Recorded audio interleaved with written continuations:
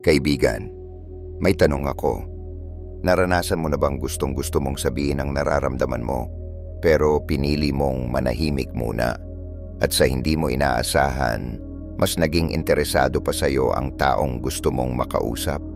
Ito ang tinatawag na kapangyarihan ng hindi lantaran. At kung may alam kang konti sa Stoic philosophy, malamang narinig mo na ang sinabi ni Epictetus, "It's not what happens to you, but how you react to it that matters." Sa modernong mundo ng relasyon, persuasion at komunikasyon, may dalawang technique na ginagamit ng mga pinaka-influential na tao na akmang-akma rin sa Stoic mindset: reverse psychology at ang push-pull technique. Sa video na ito, hindi lang natin i-explain kung paano gumagana ang mga teknik na to. Ituturo ko rin paano mo sila magagamit ng may control, integridad, at stoic discipline. Kaya kung gusto mong matutunan ang subtle ways para maging magnetic, hindi sa pagiging sobrang pa-effort, kundi sa pagiging kalmado, relax ka lang, at simulan natin. Part 1. Reverse Psychology. Ang diskarteng kabaligtaran. Reverse Psychology. Marami na ang nakarinig sa term na ito, pero kaunti lang ang talagang nakakaintindi kung gaano ito kalalim. At para sa isang Stoic, ito ay hindi lang simpleng trick. Isa itong form ng self-control at pag-unawa sa kalikasan ng tao. Paano ito gumagana? Ganito. Kapag sinabi ko sa'yo, huwag mong isipin ang pulang kabayo, ano ang naisip mo? Eksakto. Isang pulang kabayo. Ganyan karebelde ang isip ng tao. Ayaw natin sa pinipilit. Ayaw natin sa kinokontrol. Ayon sa Stoicism, isa sa pangunahing dahilan ng pagdurusa ay ang attachment sa control. At ang paraan para mawala ang resistance ng iba ay huwag silang kontrolin. Hayaan silang mamili, pero influensyahan mo ang pagpili nila.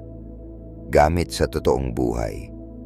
Sa relasyon, imbes na sabihin mong, "Sumama ka sa akin bukas," sabihin mo, "Mukhang hindi ka mahilig sa mga biglaang lakad. Baka hindi mo magustuhan to."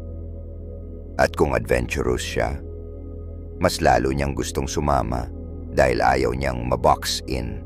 Sa trabaho, gusto mong ipagawa ang report sa kaklase o katrabaho.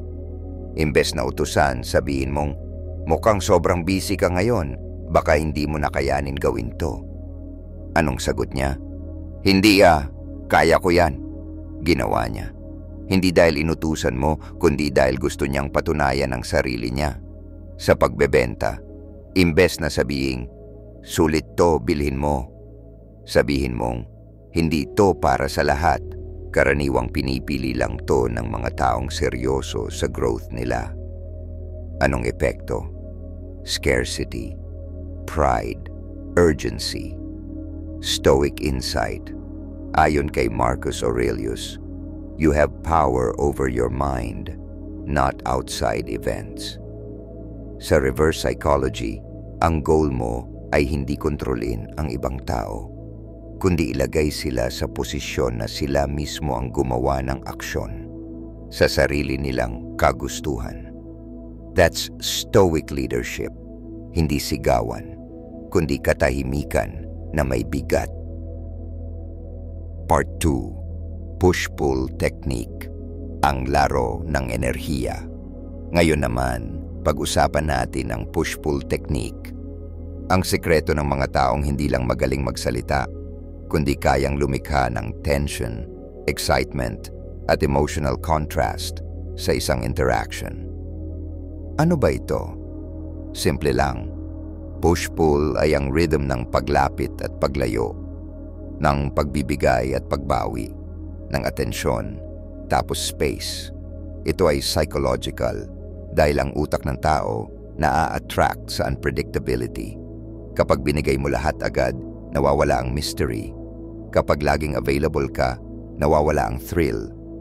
Pero kapag tama ang timpla, nagiging addicting ka sa isip ng kausap mo. Example sa flirting. Sabihin mo sa babae, "Ang galing mong kausap, hindi ko in-expect to sa'yo." Pull. Tapos isingit mo. Pero parang may vibe ka ng trouble. Baka heartbreak specialist ka. Push. Compliment na may challenge. At ang challenge, gustong-gusto ng utak ng tao na patunayan ang sarili. Example sa persuasion. Sa halip na sabihing perfect itong product para sa'yo, sabihin mong, "Maganda siya pero to be honest, hindi siya para sa lahat." Napakagaling. Dahil kapag may konting hindi ka siguro kasali dito, ang tao mas gustong mapabilang. Part 3. Ang combination, strategic contrast. Ngayong alam mo na ang reverse psychology at push-pull technique, ang tanong, paano sila pagsasamahin? Ang sagot, strategic contrast. Step 1. Reverse psychology for freedom. Unang hakbang, hayaan mong sila ang pumili. Gamitin ang reverse psychology para alisin ang pressure. Halimbawa sa pakikipag-date, mukhang hindi ka mahilig sa mga tao tulad ko, yung unpredictable at spontaneous, challenge, pero walang pilit.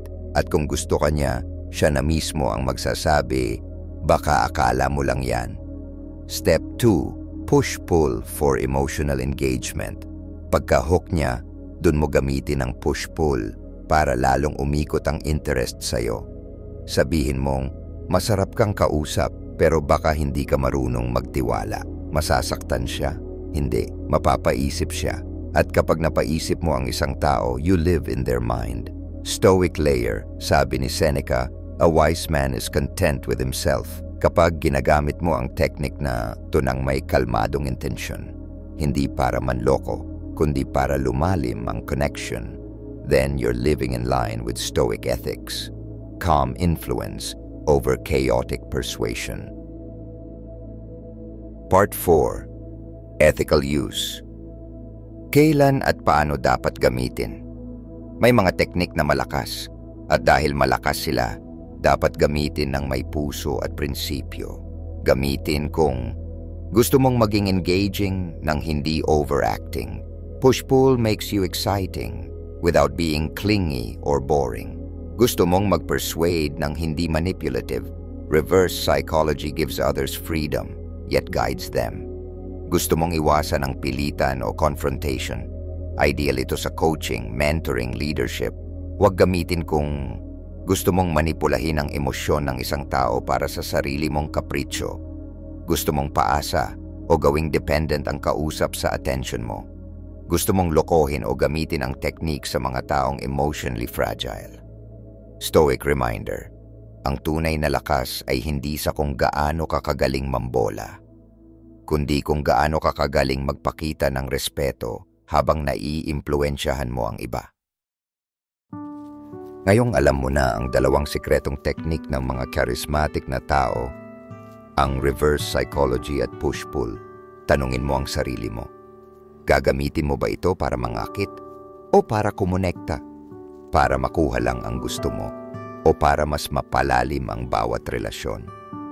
Dahil sa dulo, gaya ng turo ng mga Stoic, ang tunay na lakas ay hindi nakikita sa ingay, kundi sa presensyang tahimik pero matindi.